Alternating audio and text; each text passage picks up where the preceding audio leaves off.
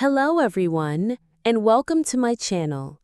Today we will practice our listening skill together with the story of Oliver Twist. What happens when a small boy with nothing in the world but hope asks for a little bit more? That is the question at the heart of our story, the story of a boy named Oliver Twist.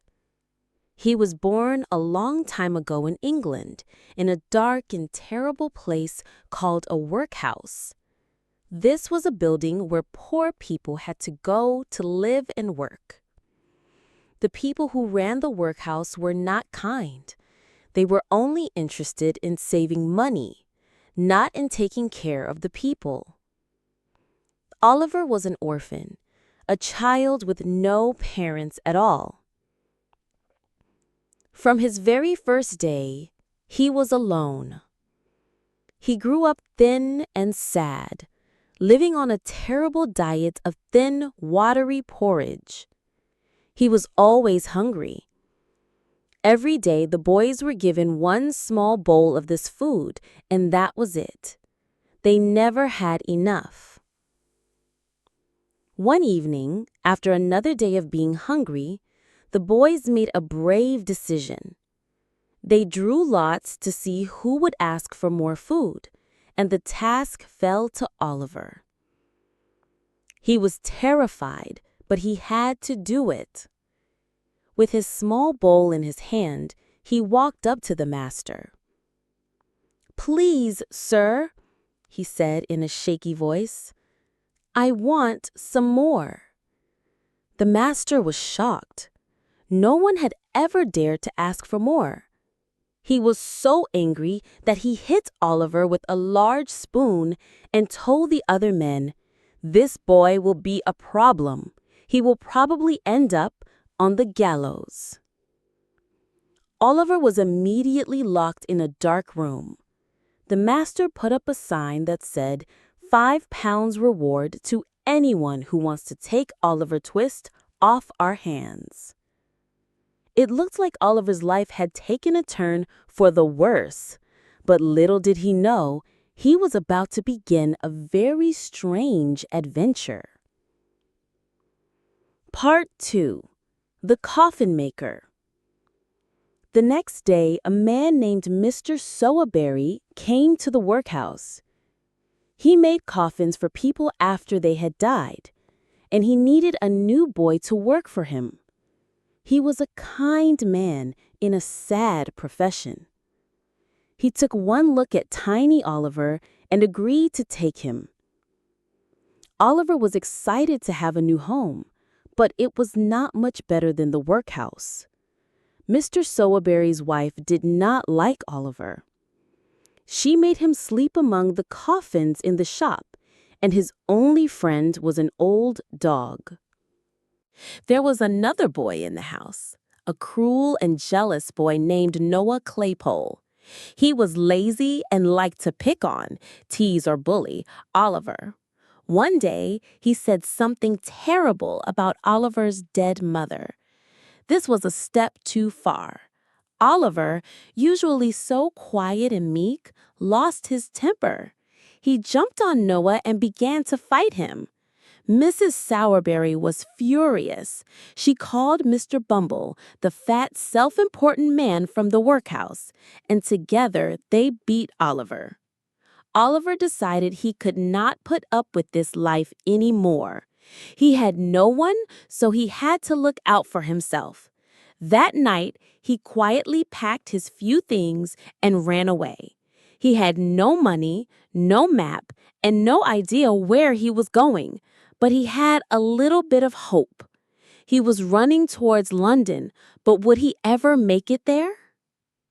Part 3. The Artful Dodger. Oliver walked for 7 long days. He was cold, hungry, and exhausted. He arrived in a small town so weak he thought he would give up. But then he saw a boy who looked very confident and friendly. The boy was wearing a man's coat that was much too big for him and a tall hat. He was the most street-smart boy Oliver had ever seen. "Hello there, young'un," the boy said. He called himself Jack Dawkins, but everyone else called him the Artful Dodger. He saw Oliver's hunger and offered to buy him a meal and take him to London. Oliver was so grateful. He had never met anyone so kind before. The Dodger said he knew a kind old man in London who would look after Oliver. He told Oliver that the old man gave boys a free place to sleep and sometimes a nice meal. Oliver followed the Dodger happily. He was finally going to London. He thought his luck had changed forever. But was the Dodger really as kind as he seemed? And what kind of kind old man was waiting for them in the city? Part 4. A New Home. When they arrived in London, the Dodger took Oliver to a very strange house. It was old and dirty, and there were many other boys there. An old man with clever, twinkling eyes and a nest of red hair sat by the fire. He was Fagin, the man who was going to look after Oliver. Oliver thought he had found a new happy home. He was given food and a soft bed. The next morning, Fagin gathered the boys together. The Artful Dodger and another boy, Charlie Bates, were playing a strange game. They were taking things out of Fagin's pockets. Fagin saw Oliver watching. "That's how we earn a living here," Fagin said with a twisted smile. He explained that he trained boys to be pickpockets, thieves who secretly steal wallets and handkerchiefs from people's pockets. Oliver was horrified. He did not want to steal. He was a good boy. Fagin, however, told him he would get used to it. He gave Oliver a new coat and a pair of boots and began teaching him how to pickpocket. Oliver was scared, but he also remembered being hungry and alone. He wasn't sure what to do. Would he become a thief, or could he find a way to escape from this terrible life? Part 5. The Gentleman. A few days later, Fagin sent Oliver out on his first job with the Dodger and Charlie. They found an old gentleman named Mr. Brownlow reading a book in a park. While Oliver stood and watched, the two boys quickly and with great skill stole the gentleman's handkerchief. The gentleman felt the handkerchief slip out of his pocket. He looked up, and the first person he saw was Oliver, who looked scared and confused. Mr. Brownlow immediately shouted, "Thief!" and the chase was on. The Dodger and Charlie ran away and disappeared into the crowd, leaving Oliver behind. Oliver ran too, but people started to chase him, yelling, "Stop! Thief!" He was caught and brought before a judge. But just as the judge was about to send him to prison, a witness came forward.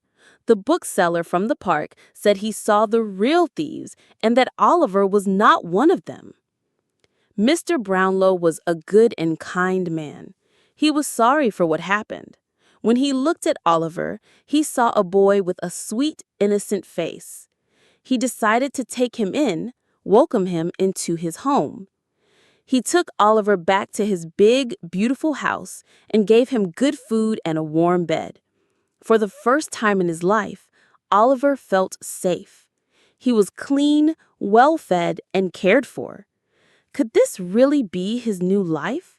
Was he finally free? But Fagin and the gang had other plans. Part 6. Danger Returns. Fagin was furious that Oliver had escaped. He was terrified that Oliver would tell the police about his gang. He needed to get Oliver back, and he knew just the person to do it. His plan involved a very dangerous man named Bill Sikes, a large, brutal man with a growl for a voice and a mean dog always at his heels. Bill was a terrible criminal, and he was working for Fagin. Bill's girlfriend Nancy was also part of the gang. She was a young woman with a kind heart. She felt sorry for Oliver and did not want to see him dragged back into Fagin's dark world. Fagin and Sikes came up with a terrible plan to find Oliver and bring him back. They found him One day, walking on a street, happy and relaxed, Sykes and Nancy grabbed him. Oliver screamed, but nobody heard him. Nancy even put a cloth over his mouth to make him quiet. They dragged him back to Fagin's house, and the awful life of fear and sadness began all over again. Oliver's heart sank. He was back with the criminals. But Nancy could not forget the look on Oliver's face. She knew he was a good boy, and she felt terrible for helping to bring him down, make him unhappy.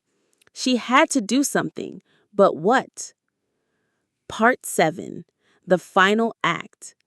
Nancy decided to take a risk. She secretly went to Mr. Brownlow's house and told him everything. She explained that Fagin and Bill Sykes had kidnapped Oliver and that he was in great danger. Mr. Brownlow and his friend, a man named Mr. Monks, listened to Nancy. Mr. Monks was a very strange man. He was angry and sad, and he hated Oliver. Mr. Brownlow was confused and asked Mr. Monks why he hated Oliver so much. Mr. Monks finally confessed the truth. He was Oliver's half-brother. Oliver's father was a wealthy man who had died, and Mr. Monks was afraid that Oliver would get the money and leave him with nothing. He had tried to get rid of Oliver so that he would inherit all the money. Nancy told them where to find Fagin and Bill Sykes. Mr. Brownlow and the police went to the hideout. Bill Sykes and Fagin were caught, and Oliver was finally rescued. He was safe again with Mr. Brownlow, who turned out to be a good friend of his father. So Oliver was not alone after all. He was found by his kind grandfather, Mr. Brownlow, and finally had a home and a family that loved him. The story of the boy who asked for more had a happy ending.